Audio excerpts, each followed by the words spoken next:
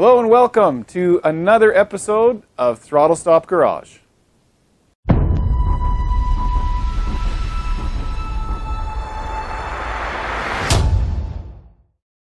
Today's episode, we're going to be having a look at sheet metal. So into the car we go. We've got the back, as you just saw, is all primed up and ready to go. That was actually, I finished that quite a few weeks ago now. I'm almost embarrassed to say I've been so busy at work, I just haven't been able to get out to the garage. And now it's fall, and just by the feel of it in here today, I'm going to need the furnace on. So we'll go with the battle with the furnace continues. Fight the good fight in the garage, right? So this week we're going to have a look at transmission tunnels, and we're going to try to get the front end, basically, the front end sheet metal inside the car fixed up. So if I can get that foot pedal piece that I made several episodes ago, if I could get that actually finished, installed, that would be good. The engine, transmission, and everything is in the car now. That's all done, so there's no need to sort of play with it anymore, right? I can actually finalize some of this stuff. So this is actually going to feel good, I hope. So thanks for coming along for the ride. I'll take you inside and I'll show you what we're going to do. Okay, so you can see the transmission is it's there in place, no longer being supported by anything other than the fancy transmission mount. And this sheet metal part is going to be my transmission tunnel. Now I extracted that from Volvo 240. Oh gosh, years ago. There was a good car out in the junkyard, and the trans tunnel was in nice shape. Everything looked good, so I spent 3 days extracting that. Anyway, so it's a bit of a hack job. Took it out with my little Milwaukee cordless hacksaw thing. So what I'm going to have to do, I've already taken all the sound deadening off it, which actually lightened it up a lot. There's some the welds, sort of the welds that are joining. There's many pieces that make up this particular part, but some of these sheet metal welds are, they're designed for the 240. Actually, it's the ones on the other side I don't like because they're not actually at the edge. And I am going to need to take this and bend it, just pinch it in a little bit to tuck it in at the back. But it's actually the perfect shape, pretty much, to get that to work. And then we have to mate it up to the firewall. So we're going to need to transfer some angles from the firewall onto the sheet metal. And we get that to work, then we should be able to flange it up, clean it off, and weld it in. Another day worth of work. This blister for the foot pedal area is finally pretty much installed. There's still a little bit of touch-up work that needs to be done, but we're getting there. So what you would have just seen me complete is this little kick down here, and that kick down, of course, the plate where the foot pedals mount actually needs to be connected to the frame, and there'll be some other supports around it. And of course, because this part here, the blister piece, has had to be located at various times up and down the firewall, it wasn't exactly perfectly perpendicular, so that wasn't going to work. So I just knocked that blister down out of it. Didn't take very long. It worked out really nice. I'm still going to close off this gap in here. Don't worry, I don't like leaf and dirt traps. So this will all get closed off before we're done here. Once we get down into that final phase of finishing that off. So that's what it looks like from this side. Still pretty happy with the inside look of things. So I've mounted the pedals. Actually, I'm just going to grab the... You can see the pedals on the inside. Original pedals are still there, so we match them up. Brake pedal sitting where the brake pedal should sit, and in about the right location, give or take, remembering my feet are going to be up a little bit, and I can move these around just a touch. But that's approximately where that's supposed to go relative to where you're sitting. So that's about in the right place. The angles are a little different, but they were always going to be a little different. So that's going to be a thing. Hopefully I like it. Anyway, if I take these out of here, you can see the finished work there, where it's sort of sitting down, and then we allow for any of the little discrepancies in how the fit is going in. So we're up against the firewall here at this top edge, right? But now you can see the next problem, one of many, is the transmission on this side is super tight. I mean, you can get it in there, but it's little things like right here. That's the reverse switch. I'd like a little bit of clearance for that reverse switch. Now I can get there just by bending this out. I think that's probably going to be enough. I was thinking before that I may have to undo the welds and shove stuff over, but now I'm thinking I'll probably just pop it over, stretch it out. The other tunnel's plenty big enough to actually go in and get these things buttoned up where I need it. And then there's the 2x4 template, so I'd like a couple inches, inch and a half or so clearance over that, and the other tunnel just lays in over top of that like it was meant to be there. So I think with a little bit of bending here, we're going to be able to get a reasonable fit for the tunnel. Really, that's all I need. I don't need much more than that. I've already flared it out there at the side, and then I'll build the closing piece now in for the rest of it once I get the rest of this finalized. Okay, that's it for this mid-episode update.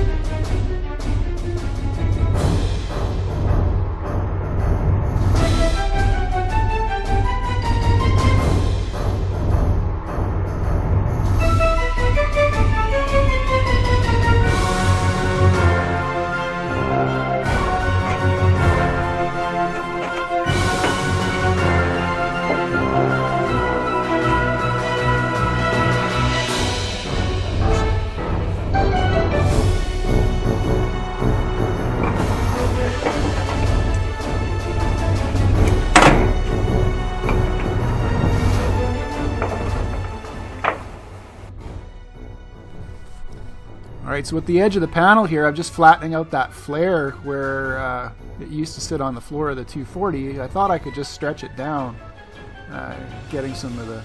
You can see the frustration as I'm starting to get more and more severe tools.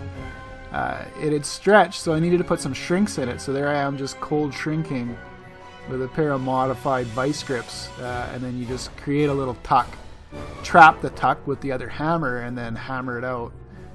You can do it cold, which I did there, or you can actually use heat. And on we go to cutting off some more panels here. We're getting there, but it's fun to watch this actually, because it seemed to take forever when I did it. In stop motion, it just takes a minute.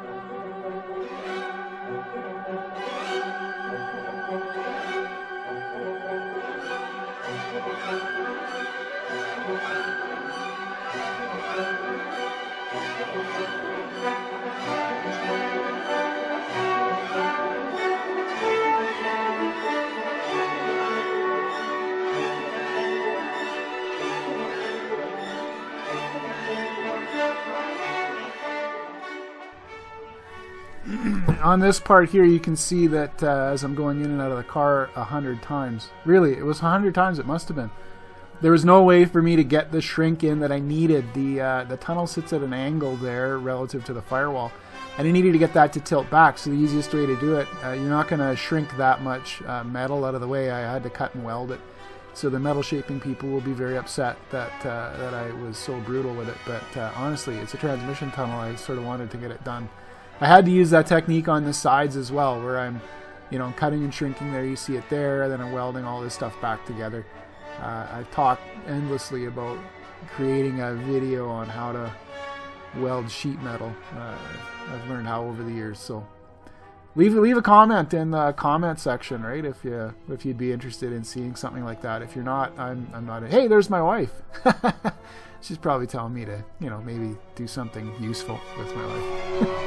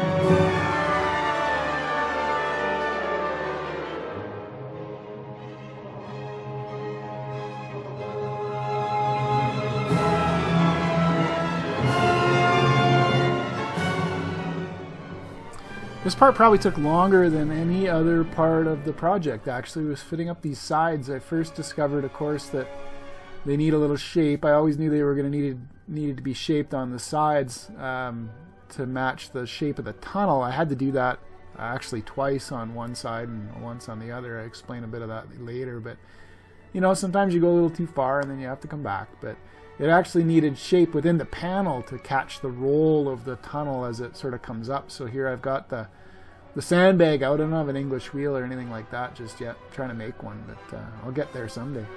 But in the meantime, a sandbag and a urethane hammer, and I just carefully beat, we're not trying to battle it too much, and just get the shape put in it that we need by stretching. And then shrinking various parts of that panel to get it to come into the shape that we need.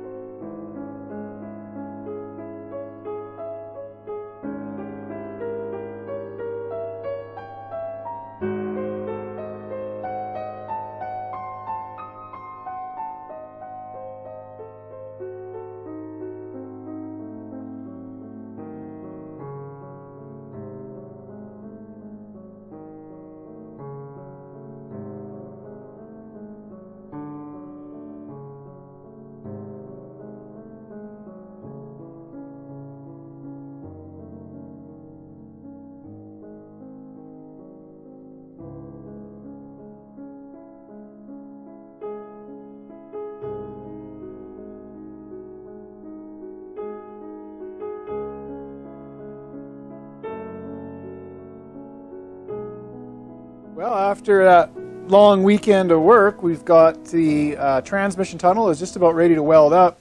So in the stop motion video that you would have just seen, hopefully, I've been trying a number of methods to get the spot welding, these plug welds, done properly. They've driven me crazy for years. I really don't like welding through weld-through primer. I don't actually think you should weld through paint. It's not a good idea. It doesn't make for really good welds. It does make for frustrating welding. So what I did first was, based on the ever so important advice from the internet, I tried some of those 3M bristle brushes. I'm just looking for it. I don't remember where I even put it. Anyway, they're like 1 inch and they're little plastic hair dealies, and they said, well, you can take your spot welds and then you can just get through that. Well, that paint was, geez, it was still fresh and it wouldn't even come off. So to heck with it, I said, okay, I'm not going to do that. So I went ahead and made some flat bottom drills very quickly. I just took 2 drill bits that were the right size to fit through the 2 sizes of hole that I see.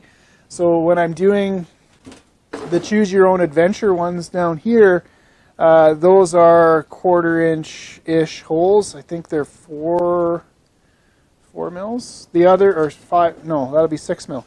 And the other ones are an 8 millimeter hole. These ones here, and this is the factory spot weld. Now the little ones actually end up being as big as the bigger ones once you weld them up, if you do it properly, because you sort of go around the edge of those to weld them in. Anyway, so the flat bottom drill went in, and you can see, get that to focus, it cleans all the paint out from inside spot weld. Or, you know, there's about 95%, maybe 99% of it's cleaned out. There's a little nub left in the middle. I'm happy enough with that. I will be able to get a really good ground all the way around. It's always the ground that's the problem, because the wire needs to short, so it's not going to find a ground. So it hits the paint, and then sometimes it'll scratch the paint. That's where you get that first little pop. You know, when you're trying to do the button welds, it'll sort of and then as the paint kind of vaporizes, and then away it goes. I really hate that because I can't control exactly what's going on.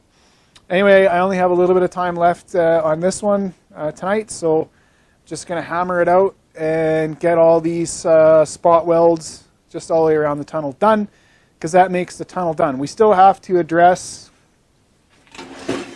the back side of the tunnel, so I'm just leaving these legs long right now and sort of ill-defined, and I'm not doing anything special or spectacular with the top half. This is still going to need to get cut out, and I'm going to need to put a flange of some sort in and around here, around this edge, so that the rest of the tunnel can have something to sit on, so that I can spot weld to that. So that's still up in the air. But it is the next phase, is going to actually be throwing the rear end and the drive line and stuff in the car, so that I can figure out where all this goes. In the meantime, I'm only going to cleco the tunnel on. So I'm going to weld the flange to the tunnel, but I'm not going to weld the tunnel to the floor just yet. So I hope to get that done by the end of the weekend, actually. So this coming weekend, not the weekend that never comes. All right, let's get to work.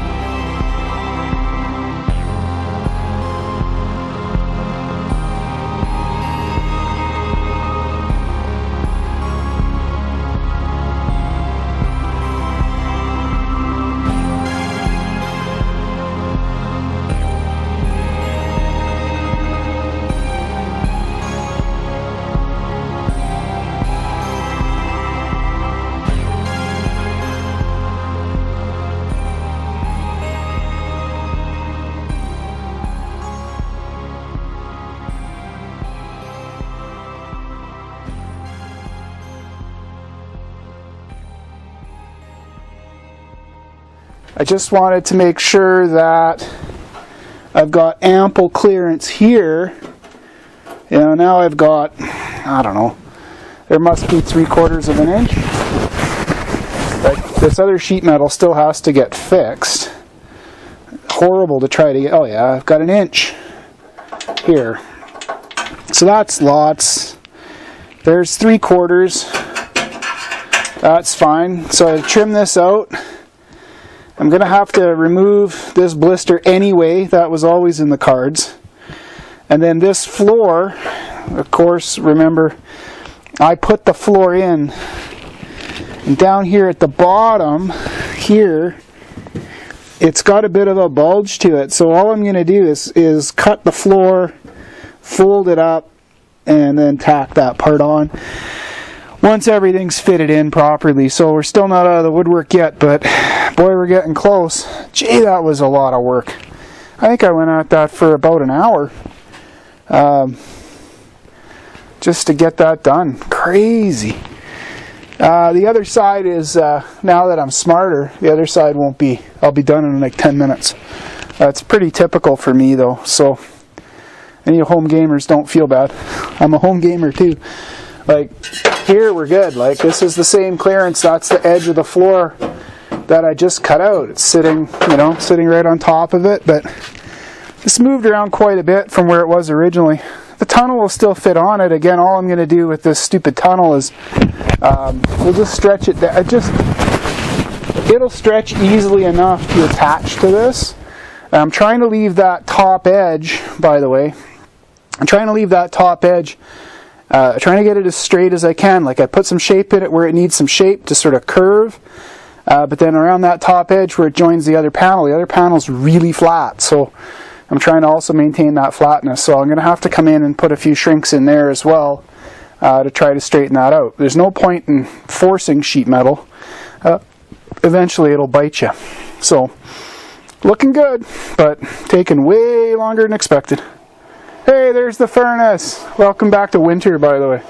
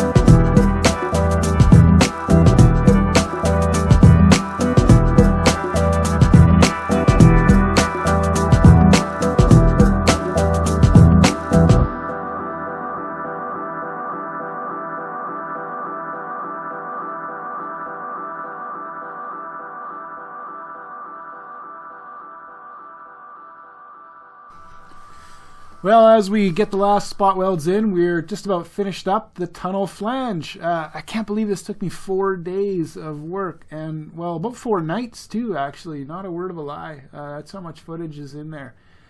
This coming weekend, we will try to get the tunnel fitted up. I'm busy working on it right now, and I need to get the rest of that tunnel in. Thank you so much for tuning in and keeping this hopeless little channel alive.